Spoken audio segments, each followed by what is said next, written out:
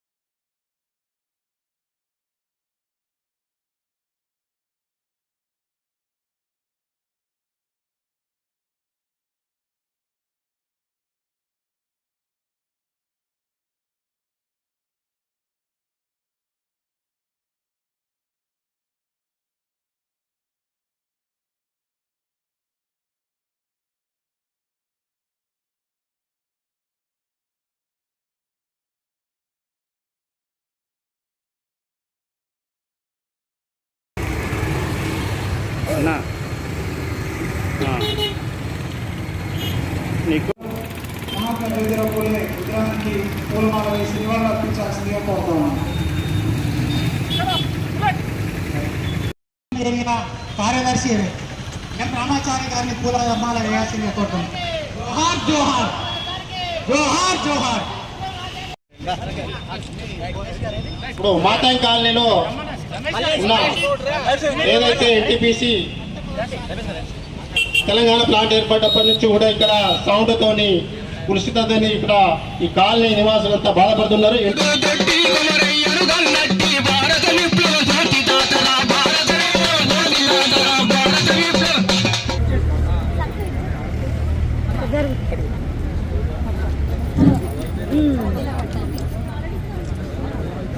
Municipal కార్మికులు సిద్ధంగా ఉండాలి మెమోరాండం ఇవ్వడానికి. మున్సిపల్ నుంచి అధ్యక్ష కార్యదర్శితో పాటు కమిటీ వాళ్ళు రండి.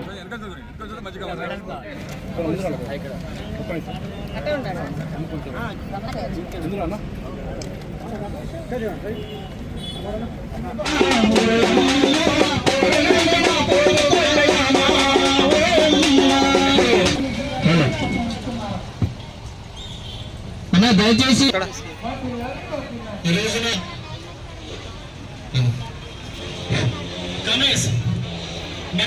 విజ్ఞప్తి చేస్తున్నాం. కాంగ్రెస్ అందరూ రావాలి తొందరగా.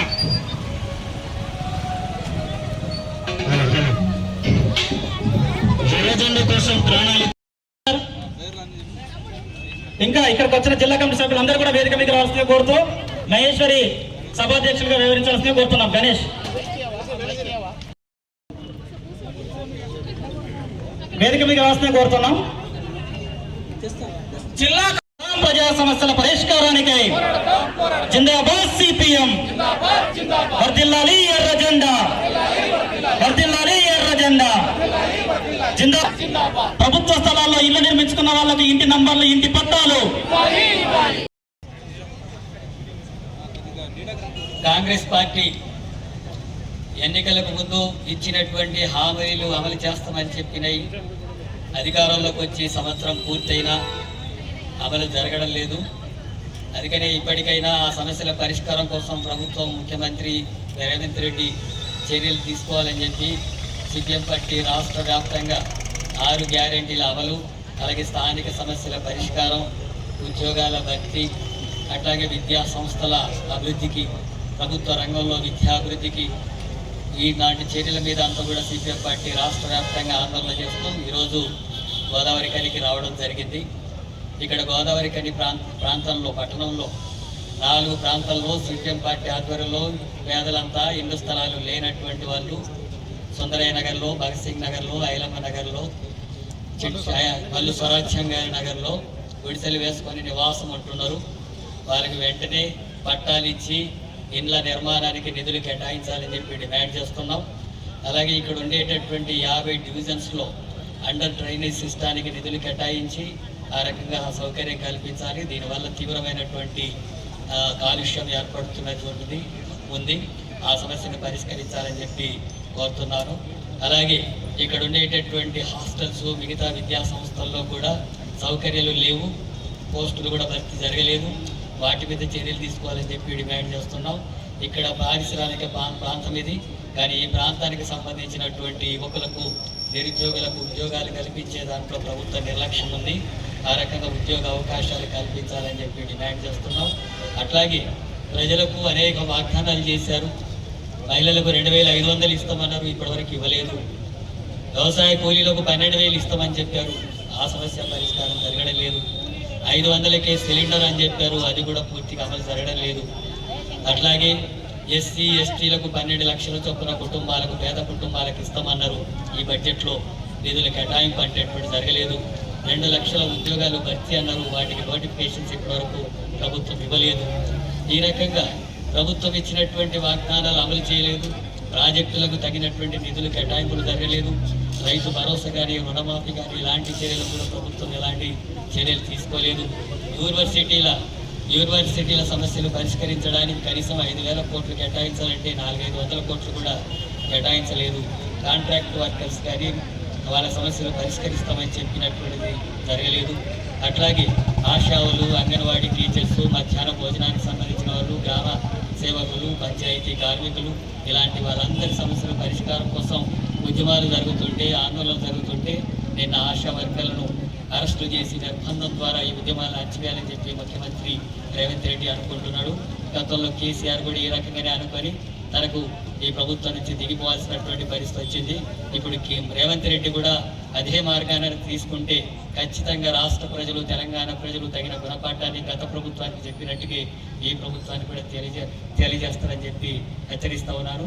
ఇప్పటికైనా రాష్ట్ర ప్రభుత్వం వెంటనే ఈ సమస్యల పరిష్కారం కోసం నిధులు కేటాయింపులు పెంచడంతో పాటు ఈ సమస్యల పరిష్కారం కోసం ప్రభుత్వం కోరుకోకపోతే పెద్ద ఎత్తున సిపిఎం పార్టీ ఆధ్వర్యంలో భవిష్యత్తులో బలమైనటువంటి ప్రతిఘటన పోరాటాలకు సిద్ధమవుతామని చెప్పి హెచ్చరిస్తున్నాం. జరిగే పరిణామాలకు కూడా ప్రభుత్వమే బాధ్యత వహించాల్సిందని చెప్పి తెలియజేస్తున్నాను. అలాగే ఏప్రిల్ నెలలో అంబేద్కర్ పూలే జయంతులు వస్తున్నాయి. పూలే అంబేద్కర్ జయంతుల సందర్భంగా కేంద్రంలో ఉండేటటువంటి బీజేపీ అనుసరిస్తున్నటువంటి మనవాదానికి వ్యతిరేకంగా, రాజ్యాంగాన్ని నిర్వీర్యం చేసేటటువంటి చర్యలకు వ్యతిరేకంగా, రిజర్వేషన్స్ నిరుపయోగంగా మార్చే విధానానికి వ్యతిరేకంగా, మత ఘర్షణలు సృష్టించేటటువంటి దానికి వ్యతిరేకంగా పెద్ద ఎత్తున సామాజిక న్యాయం కోసం ఈ సిపిఎం పార్టీ ఆధ్వర్యంలో పూలే అంబేద్కర్ జయంతి సభలని, కార్యక్రమాలను ఏప్రిల్ నెలలో నిర్వహించబోతున్నాం. ఆ రకంగా కేంద్రంలో ఉండేటటువంటి మతోన్మాద భావాలకు, రాజ్యాంగ వ్యతిరేక భావాలకు వ్యతిరేకంగా పోరాడుతూనే రాష్ట్రంలో కాంగ్రెస్ ఇచ్చినటువంటి హామీల అమలు కోసం కూడా సిపిఎం పార్టీ పోరాడుతుంది. ఈ రకంగా కేంద్ర రాష్ట్ర ప్రజా వ్యతిరేకమైనటువంటి విధానాలకు వ్యతిరేకంగా జరిగేటటువంటి పోరాటంలో ప్రజలు పెద్ద సంఖ్యలో కదిలి రావాలని చెప్పి ప్రజానీకాన్ని కూడా విజ్ఞప్తి చేస్తూ ముగిస్తున్నాను. రాష్ట్ర ప్రభుత్వం చొరవ తీసుకొని సింగరేణి ఖని కార్మికులకు సొంతీకరణ అమలు చేయాలని కూడా ఈ మహాధరణ డిమాండ్ చేస్తుంది.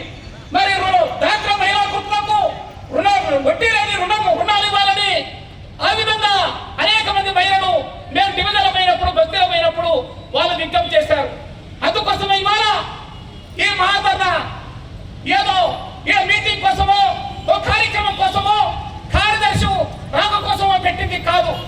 ఈ మహాధరణ పోరాటం రూపాయలు దాచుకోవడానికి ఇవాళ రాష్ట్ర ప్రభుత్వం ఇచ్చిన 6 హామీల్లో 1 హామీ తప్ప మిగతా ఏ ఒక్క హామీ అమలు కావటం లేదని కూడా ఈ ప్రాంతంలో ఉండే 50 డివిజన్ల ప్రజలు తెలియజేశారు.